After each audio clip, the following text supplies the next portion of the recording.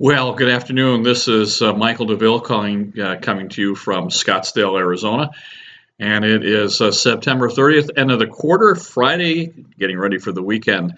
Listen, it's been really a tumultuous week with Deutsche Bank. The news isn't good for there. I think that a bell has gone off, so we really need to be very, very careful from here.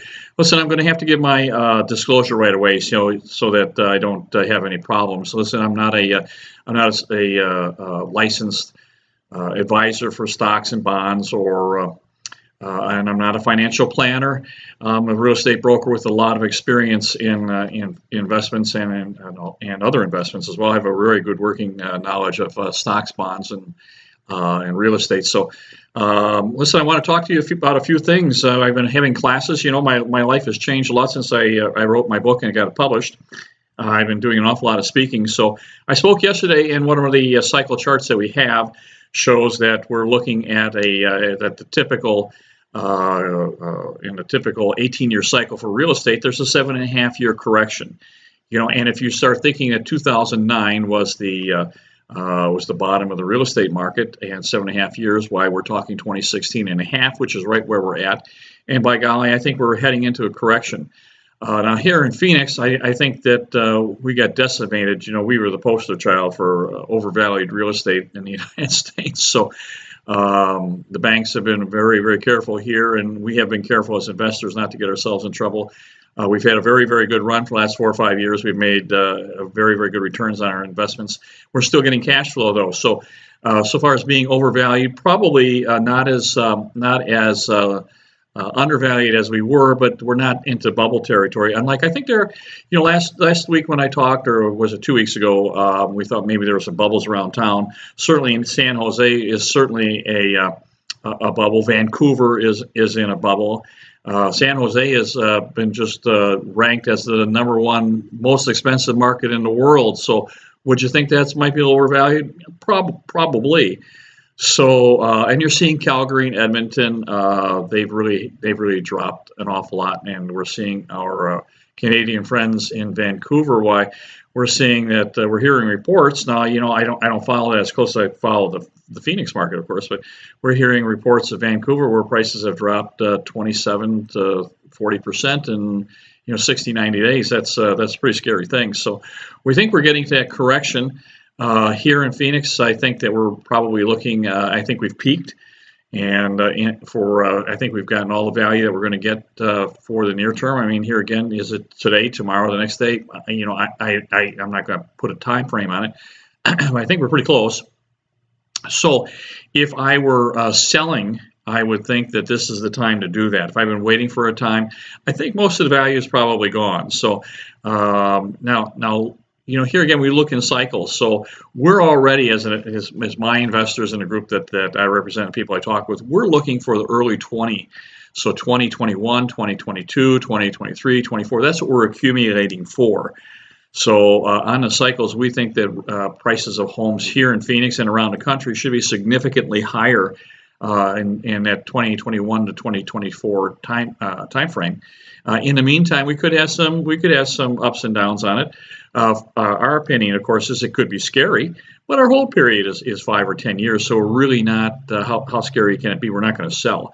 We're going to clip the coupons, and everything that we bought has had cash flow to it, a nice cash flow to it. So we're in the position of we're more concerned about getting our income than we are about the value of the property, because we're not going to sell. Now that's fine. But if you are looking to sell, and if you're going to retire and you need a Ferrari, or you need to go buy a yacht, or you need to buy a plane, or you want to take that 2-year around the world trip that you've been talking about, sure, go ahead and sell. I think it's a great time to do that. Pay a little tax on it. Go enjoy yourself.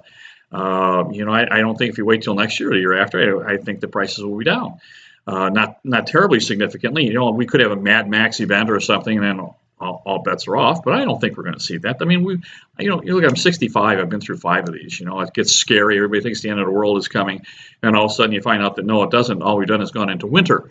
So we just explain ourselves that we're going into winter, and right after winter, there's going to be spring, and there's going to be a fabulous summer, and that's what we're looking for, is that fabulous summer. So, but now I have clients that are retiring like myself. They have multiple properties, and they say, well, look at, we've had these for a long time. We want to go have some fun. Great time to do it. I would say go ahead, take your profits. Time to do that. So I think that we probably have 18 to 24 months of maybe some up, little tougher times, in which I think they'll probably have a 5 to 10%, maybe could go 15 if we got really, really bad. But keep in mind, directly held real estate doesn't have the same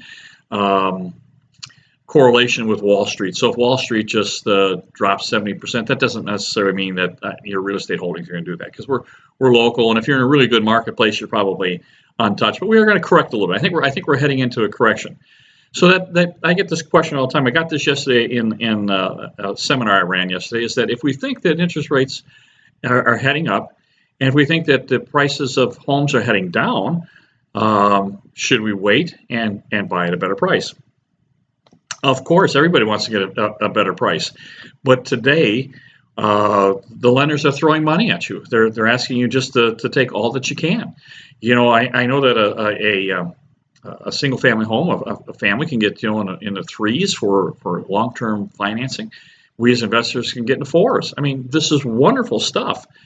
And I've been through this before. I've been through a couple bad ones, and I'm going to tell you that my experience has been that when a lender starts seeing that the business is slowing down, they are very reluctant to lend. Rates go up, and underwriting criteria goes up. And they say, well, you've got too many properties. We don't want to lend you anymore because you already got 4, or you've got 10, and we don't think we as lenders don't think you should have 20. Well, who are they? But hey, look at you. You need to borrow their money. I guess you have to play by the rules. But so where does that leave you? Is that you can get really good money now here in Phoenix. We're cash flowing. So you can get a cash flow and just hopefully grow it through thick and thin. As things go bad, we'll still try and hold on to this cash flow and maybe grow it, and then just keep buying. So if I had $1 million, I would deploy a third of it now. I would try and get some out into the marketplace, and I would be very, very cautious, maybe a third to half down on leverage, and I'd take a 30-year fixed and trying to deploy only a third, and then it keeps some money on the side. That means that if you're trying to accumulate, say you're going to try and accumulate 20 properties, because we're going to, we have a goal of having 10 free and clear properties for all my customers. If we bought 20, and you get this fabulous run up, which I'm expecting. I'm expecting in 4, 5, 6 years we get some really, really strong appreciation. That's what the cycle shows. So I don't know why. I mean, I can think of several scenarios that'll do that, but I don't know exactly why they'll do that. But I'm thinking that they will. So if we get this, you have 20 that have really done well. You can sell half and pay the other 10 off. So then you have 10 and free and clear properties, and I'm going to tell you that 10 and free clear properties makes your life a whole lot different. So you can do that. But that means we have to accumulate some of these things. That means you have to have the fortitude, because quite honestly, you always know when business gets bad and you start getting this gloom and doom on the news. Everybody starts pulling in their investments and they say, I don't want to do that. You get scared. You can't be scared. You just have to keep buying. So I think we're going to have some really good buying opportunities, but then we're not going to financing. So that means we have to pay cash. So you get cash. I mean, if we're going to deploy a third down, that means we can buy 3 times more properties with leverage. And if you go into a recession, your leverage goes out the window. So if we're trying to accumulate a group of properties, that means that we should probably keep buying. And yes, maybe if we buy for 100 and it goes to 90, okay. You just have to understand that I firmly believe that 100 will go to 200 probably in 8 or 9 years. So and whether or not you could have bought it for 90 then, really it's a moot point. So you buy 3 at 100, you buy another one at 90. Okay, so we've reduced our total costs on these things. So, but I don't think it's going to be so terribly significant that I quit buying. So it is going to be a little scary. It's a little confusing, certainly confusing. I would certainly be deploying some money. And if you're retiring, and you have to understand, if you sell an investment property, you're going to have capital gains, and you're willing to do that. Now's the time to do it. I think you get your cash. I think that you've got an optimal time. I think you've taken most of the value out that you're going to get in this portion of the cycle, and that's great. Now, you guys that we've been talking about that are, if you're still in the stock market, golly, God bless you. I think that there's red flags flying absolutely everywhere on this stuff. If we hit a recession, I think it could be some pretty severe stuff. So you really need to start thinking of what your exit strategy is going to be. If not, if you're having, you really should be taking something off the table. Same with bonds. Keep in mind that we're at historical rates. I mean, who would have thought 3 years ago that you'd be looking at negative interest rates? Excuse me.